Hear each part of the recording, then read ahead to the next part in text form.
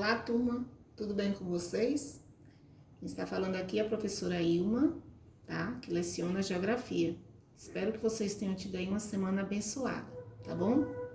E nós vamos para mais um conteúdo de Geografia, que é falando sobre os sistemas político-econômicos, tá bom? Olha só, após a segunda metade do século XX, o mundo estava dividido em dois blocos com sistemas políticos, sociais e econômicos opostos, né? O bloco capitalista, né, comandado aí pelos Estados Unidos, e o bloco socialista, comandado pela ex-União Soviética, que hoje é, né, a atual Rússia. O bloco dos países capitalistas, então, né, aliavam-se a um sistema econômico caracterizado pela propriedade privada, né, sendo os meios de produção pertencentes a uma pessoa ou um grupo de pessoas, e pelo trabalho assalariado, né, que é o pagamento pela atividade desempenhada pelo trabalhador.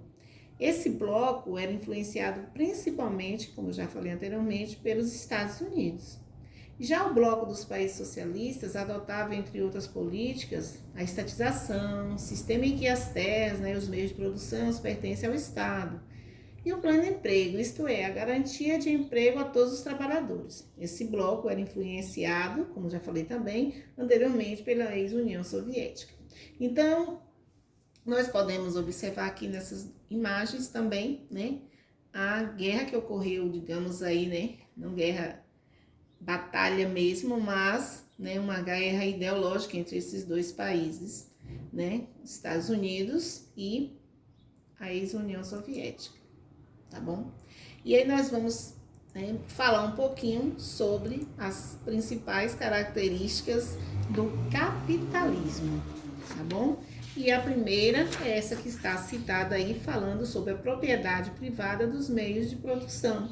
Então, ou seja, os meios de produção pertencem predominantemente, né, digamos assim, a uma pessoa ou a um grupo de pessoas. E em muitos países capitalistas, no entanto, o Estado detém vários meios de produção por meio das empresas estatais, né, que atuam aí em áreas como a da telefonia, né, áreas da mineração, entre outras, tá bom?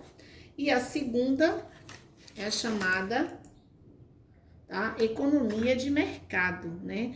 Caracteriza-se aí pela atuação das empresas, que decidem como, quando, quanto e onde produzir, né? As empresas que comandam, estabelecendo o preço e as condições de circulação dessas mercadorias, né? De acordo com a lei da oferta e da procura, que é a próxima característica que nós temos no capitalismo, tá? Ou seja, os preços das mercadorias variam de acordo com a procura do consumidor e com a quantidade de produtos em oferta, isto é, a venda. Se há grande produção, o preço das mercadorias tende a cair. Se a produção é pequena, tende a aumentar. Nós podemos observar isso nos nossos produtos no dia a dia, né? Porque de uma hora para outra, digamos assim, o feijão aumenta de preço, porque diminuiu a sua produção, né? A sua lavoura não foi boa, então diminuiu muito o produto em si, acaba aumentando o preço. Mas se tem uma lavoura excelente, né, do feijão, o preço tende a cair, tá? É a chamada lei da oferta e da procura. E a próxima característica é a concorrência, que chama bastante atenção nesse sistema, né? Porque para obter a maior rentabilidade possível, né, digamos assim, e conquistar mais consumidores, as empresas procuram oferecer produtos a preços mais baixos, a preços acessíveis, uma querendo sempre produzir aí preços menores para chamar a atenção, certo? É a concorrência que amplia aí as opções de compra do consumidor e pode reduzir sim os preços. Nessa imagem aí, qual você levaria se é o mesmo produto? Não é verdade? Então a próxima também, digamos aí, característica é o trabalho assalariado, né? Por sua atividade, o trabalhador recebe um salário, que por sua vez também é influenciado pela lei da oferta e da procura. Se o número de empregos disponíveis é maior que o de trabalhadores, o valor do salário aumenta. Ao contrário, em situação de desemprego alto, o valor diminui, tá? Então, essas são as principais características desse sistema capitalista, tá? Então, aí vem falando também sobre o capitalismo e a organização da sociedade, que vem a ser aí um ponto negativo, né, desse sistema, né, que não tem sido capaz de assegurar uma convivência harmônica entre os seres humanos e a natureza, né? A difícil relação capital, digamos aí, o dinheiro versus trabalho, né, a devastação da natureza, o aumento das desigualdades sociais, né, e a perda de valores são pontos que nós podemos taxar aí como negativos desse sistema denominado aí de capitalista, tá bom? E aí algumas características também, tá, do nosso sistema, do sistema socialista. Esse sistema tem como aí a estatização, que nada mais é quando as terras e os meios de produção devem pertencer somente ao Estado, que também define o salário dos trabalhadores, né? Diferente do capitalismo, onde, né, as empresas que comandam. Então, já no sistema socialista, nós temos aí, né, como autoridade, digamos assim, o máximo é o Estado, né? Temos também a economia planificada. As atividades econômicas devem seguir uma planificação idealizada e executada pelo Estado, que decide o que, né, e como produzir para atender às necessidades de bens e serviços de cada indivíduo. Também outra característica, tá?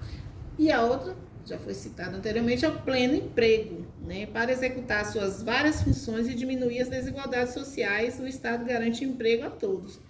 Né? Então, o socialismo foi idealizado com o objetivo de eliminar a diferença entre as classes sociais. Mas, né, infelizmente, nós temos aí algumas críticas relacionadas a esse sistema, porque a defasagem tecnológica, né, enormes gastos militares, né, foram determinantes para o declínio do socialismo né, na ex-União Soviética e em outras nações, né? Atualmente, só alguns países adotam o sistema socialista. Nós temos aí o Vietnã, Coreia do Norte, Cuba, né? A China, que adota o chamado socialismo de mercado, certo? Entre outros. E, finalizando aqui, né? Então, depois do período bipolar, que dividiu o mundo em dois lados distintos, surge aí uma nova realidade no qual não mais duas nações são potências, né? Ou seja, Estados Unidos e ex-União Soviética, mas sim o mundo vira o quê? Aí multipolar, comandado primeiramente pelos Estados Unidos, né? Depois o Japão e também os países da Europa desenvolvida. Tá bom, pessoal? É isso aí. Qualquer dúvida, vocês podem me procurar no privado para, né, estar questionando algo. Beleza? Então é isso. Tchau. Fiquem com Deus.